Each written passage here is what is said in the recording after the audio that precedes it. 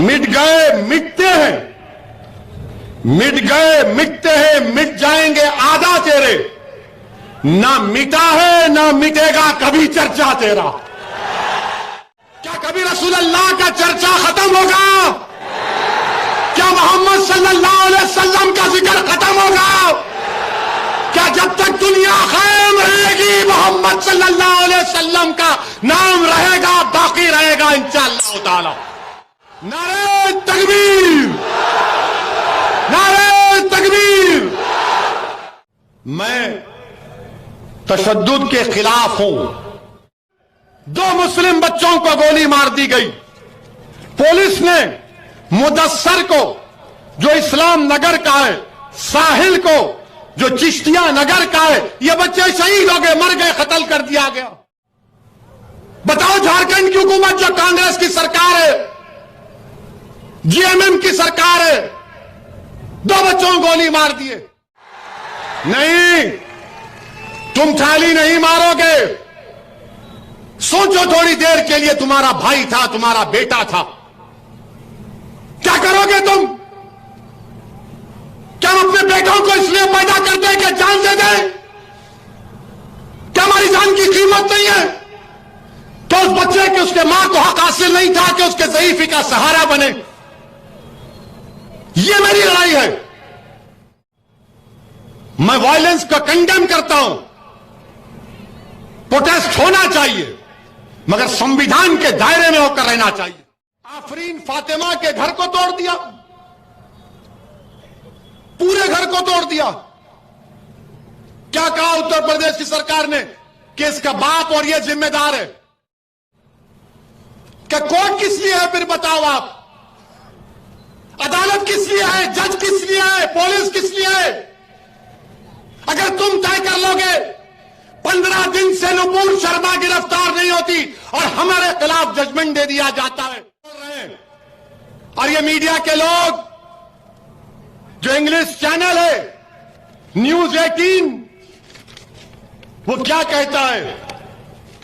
Poster पर वो reporter दिखा रहा है, अंग्रेजी में लिखा है, when injustice becomes law, rebellion becomes a duty.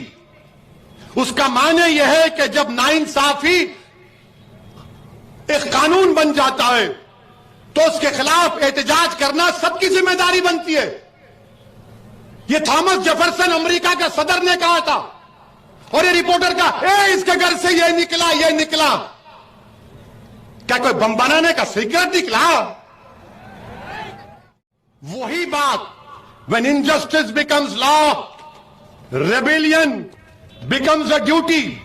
ये कौन लिखा था मालूम आपको? महाराष्ट्र के ex chief minister Devendra Fadnavis की पत्नी ने ट्विटर पर लिखा था। तुम तोड़ोगे घर जाकर फडणवीस का? हमारा घर तोड़ दिया तुमने। तुम कौन होते अगर उसने किया?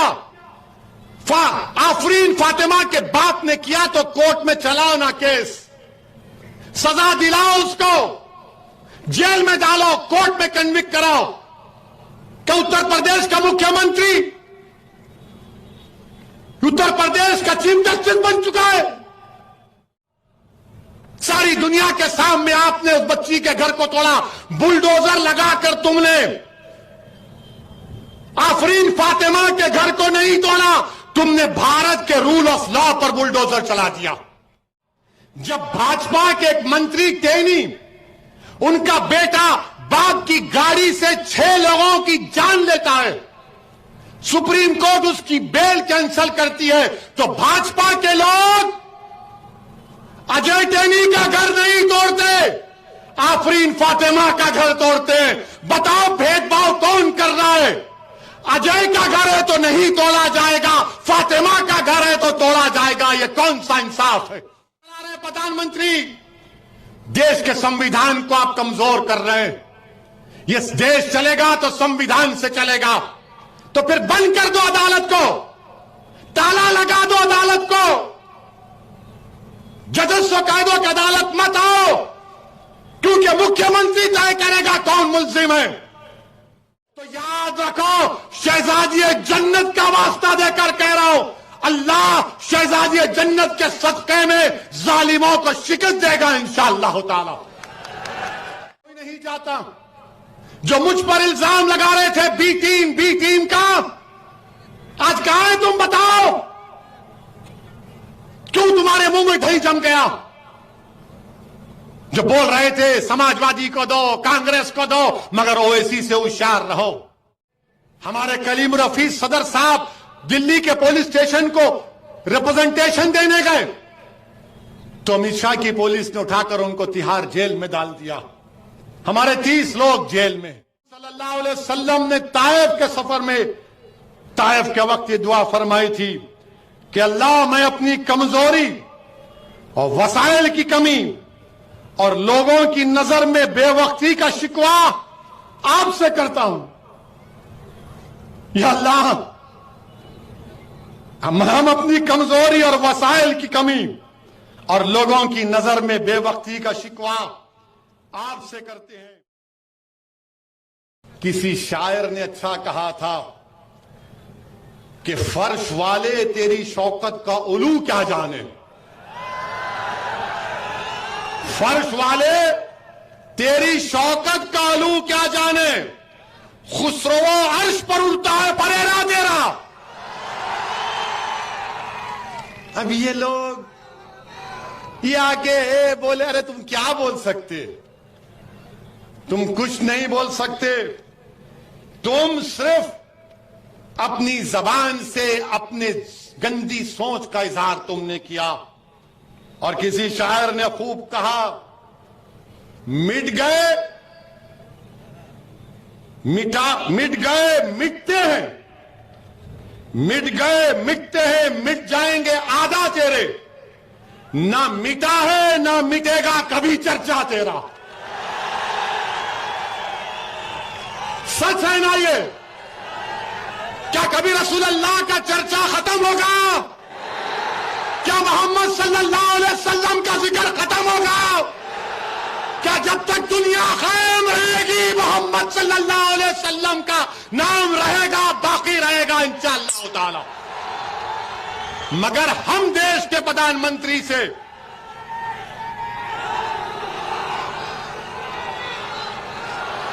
नारे तकबीर, नारे तकबीर। हम देश के प्रधानमंत्री से हाथ जोड़कर विनती करते हैं कि आप अपने नेशनल स्पोक्स पर्सन के खिलाफ एक्शन लीजिए। केस रजिस्टर है, पुलिस को तहकीकात करके उनको जेल को भिजाइए। और जो आईपीसी और सीआरपीसी के कानून के तहत कोर्ट के जरिए से कोर्ट का फैसला होगा तो उनको सजा मिलनी चाहिए। हम ये देश के प्रधानमंत्री से हाथ जोड़कर विनती कर रहे हैं। 15 दिन हो गए प्रधानमंत्री जी, मुझे अफसोस इस बात का है प्रधानमंत्री जी, हम आपसे कह रहे थे कि आप एक्शन लो, मैंने कहा, मगर आपने हमारी बात नहीं मानी। किसी फॉरेन कंट्री के लोगों ने आपसे कहा,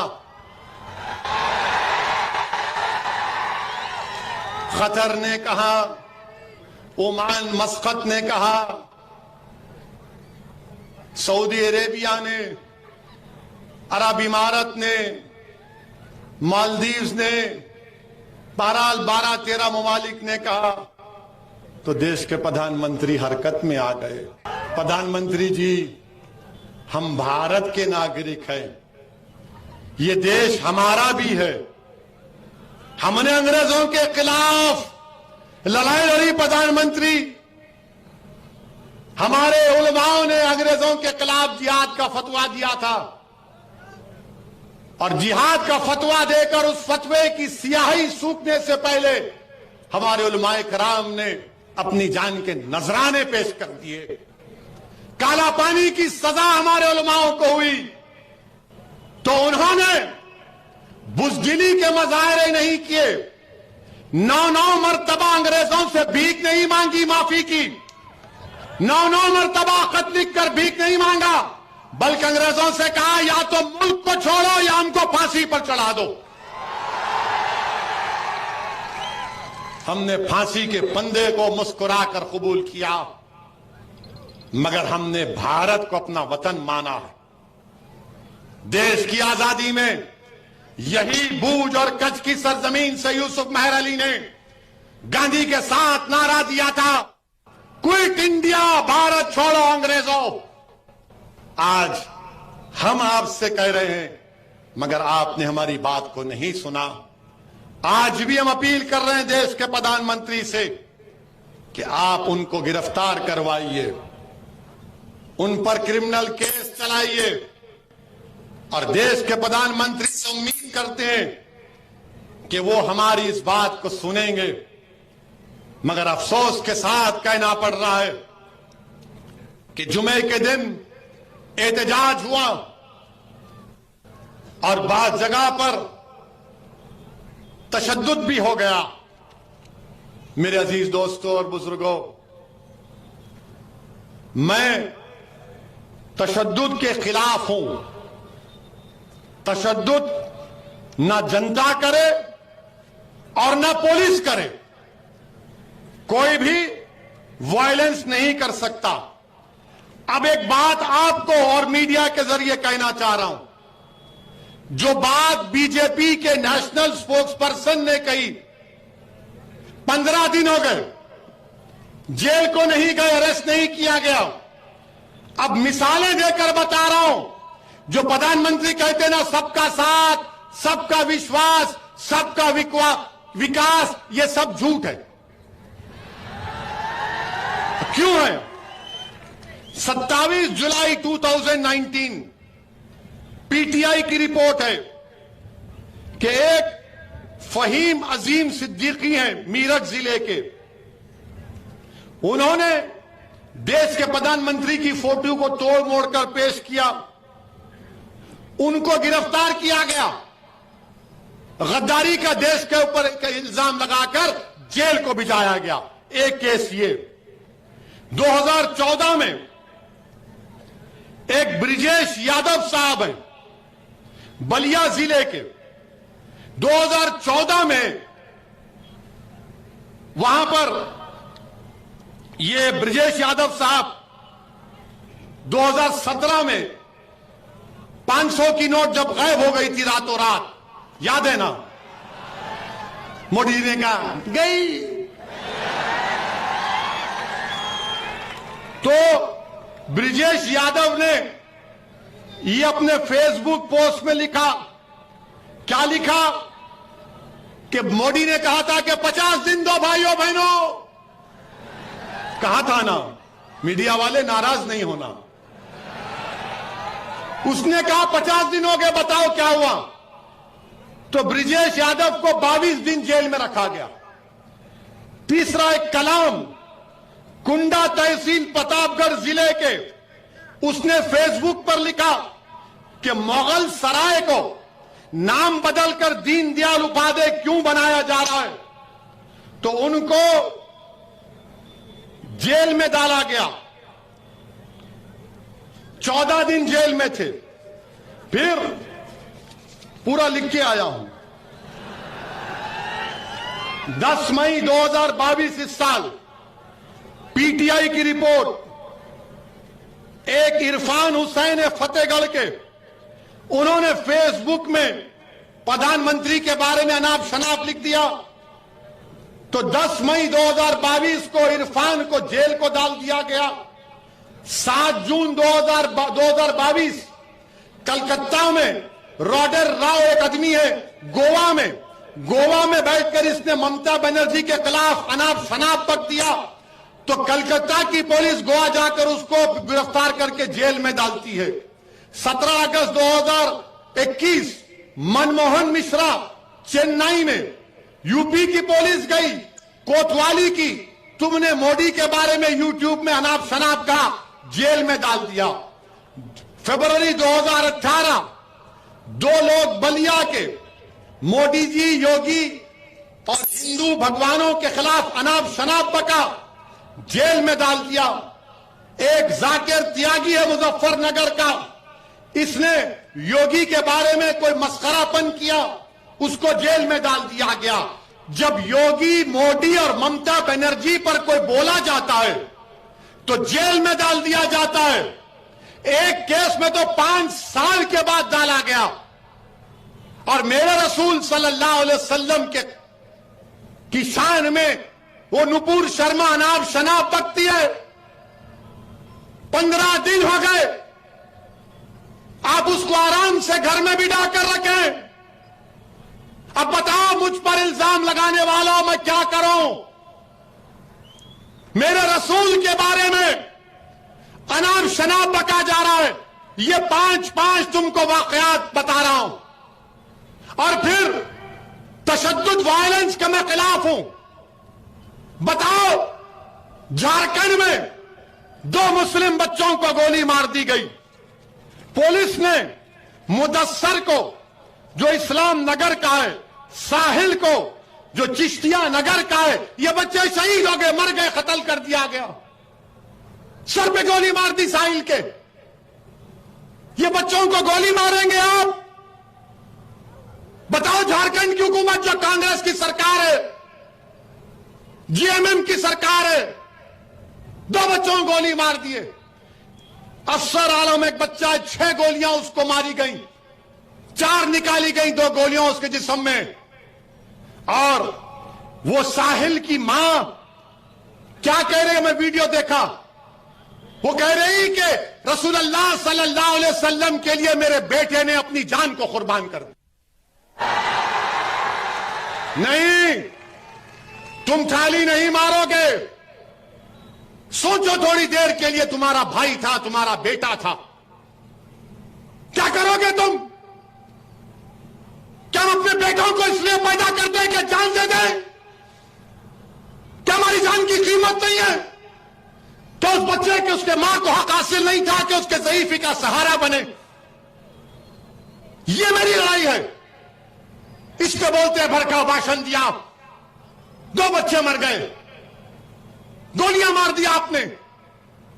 ये नहीं होता था अगर देश के प्रधानमंत्री एक्शन ले लेते।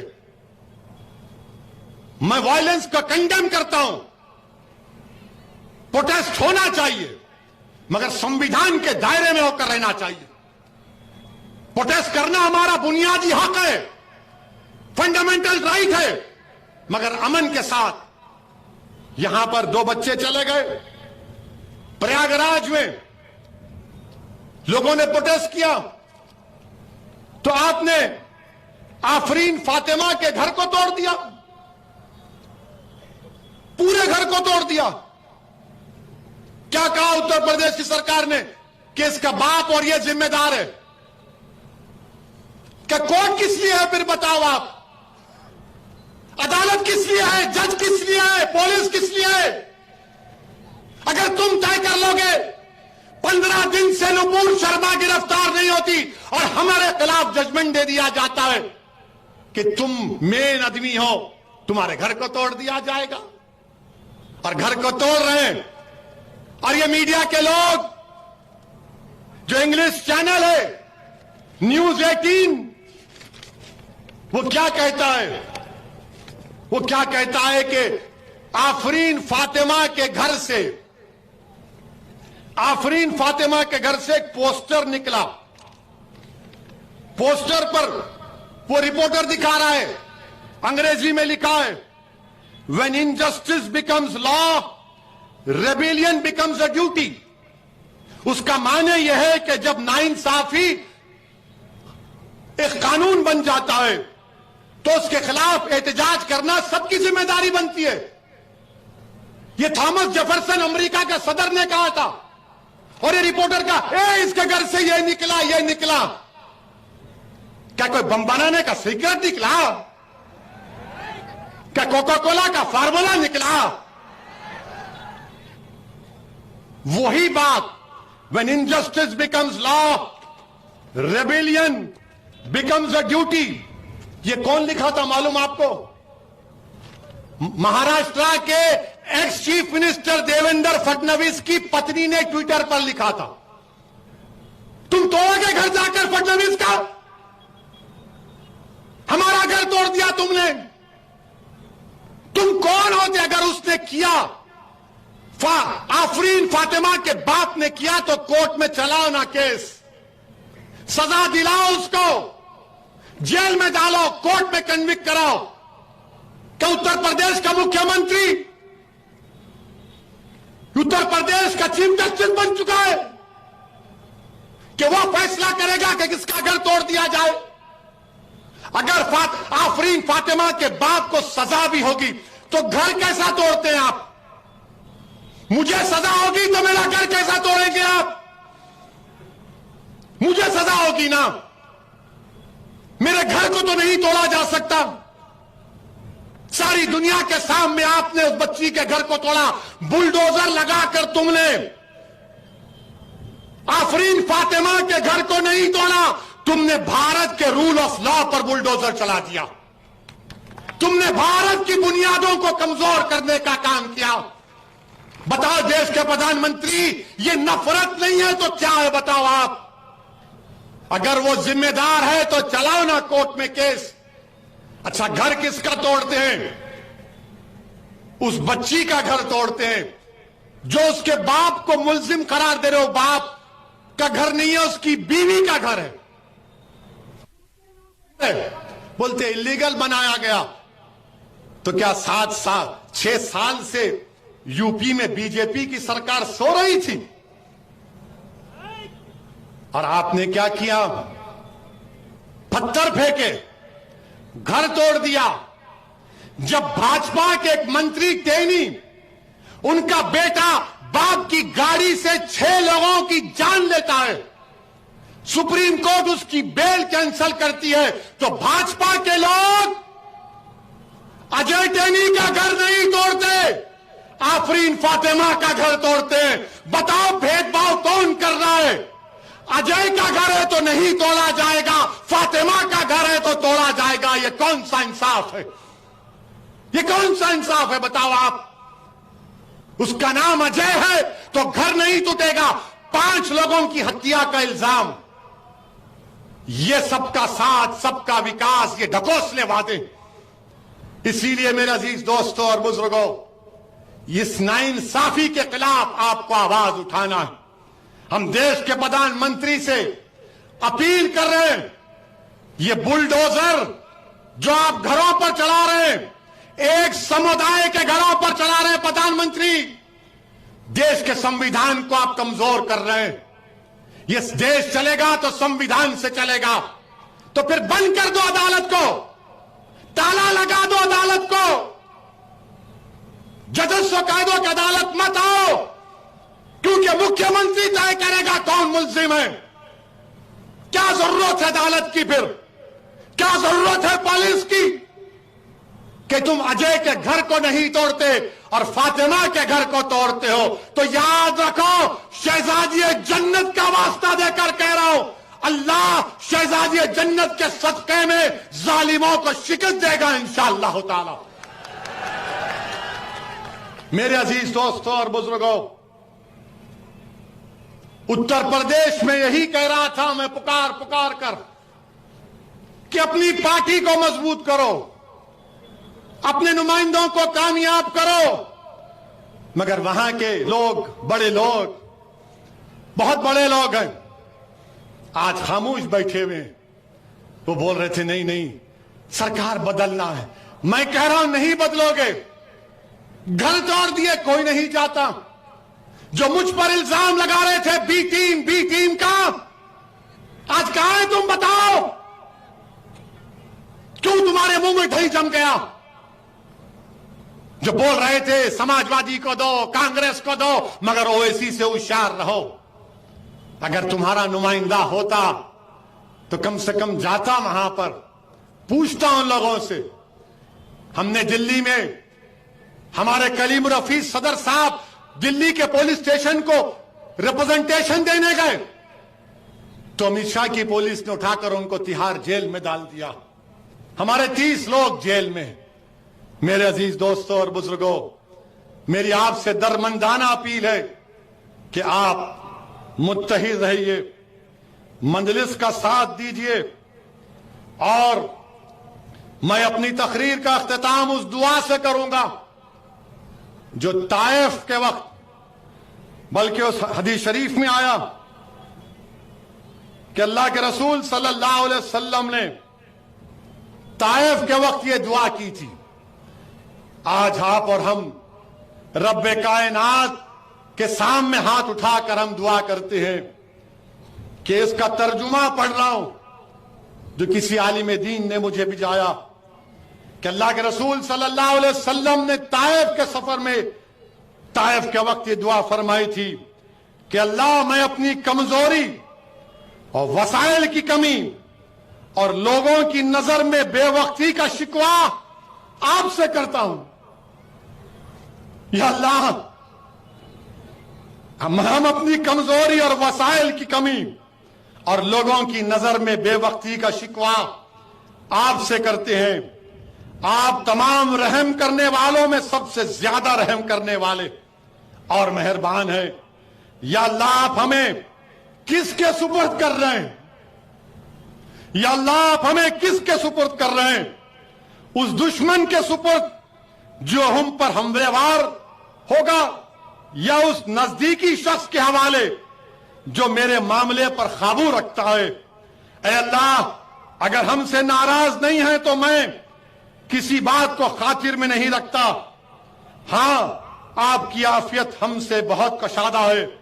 अल्लाह, हम आपके इस मुनव्वर चेहरे जिससे तारीकियां रोशन हो गई हैं, इससे दुनिया और आखिरत के मामला दुरुस्त होते हैं कि आपकी पनाह में आते हैं। आपके गजब के नाजिल होने से और आपकी नाराजगी के शिकार होने से तेरे ही तरफ लौटते हैं। या अल्लाह, यहां तक कि आप राजी हो जाएं और आपके सिवा किसी की कोई ताकत और तदबीर नहीं है, तो अपने रिश्ते को अल्लाह से मजबूत रखो। जो लोग घरों को तोड़ रहे हैं वो भारत को कमजोर कर रहे हैं। याद रखो भाजपा वालों, इख्तिदार हमेशा तुम्हारे पास नहीं रहने वाला है, देश रहेगा इंशाअल्लाह ताला, और देश को मजबूत रखना है। मेरी आपसे गुजारिश है कि मंजलिस को मजबूत करिए, मुत्तहिद रखिए, भूज में अमन को और मजबूत करिए और इस पार्टी को कामयाब करिए। आपका फिर से शुक्रिया कि आपने अपना कीमती वक्त निकालकर आज यहां पर आए। मैं आपकी मोहब्बत को सलाम करता हूं। मेरे पास अल्फाज नहीं है कि आप हजारों की तादाद में यहां पर आए हैं। और सुनो मोदी जी, अगर आपकी भी सभा होगी तो लोग ऐसा मोहब्बत से नहीं आते होंगे। लोगों को लाया जाता है, आ गाड़ी में बैठ, गाड़ी में बैठ, आ यह ओनली मोहब्बत है। अल्लाह इस मोहब्बत को कायम रखे।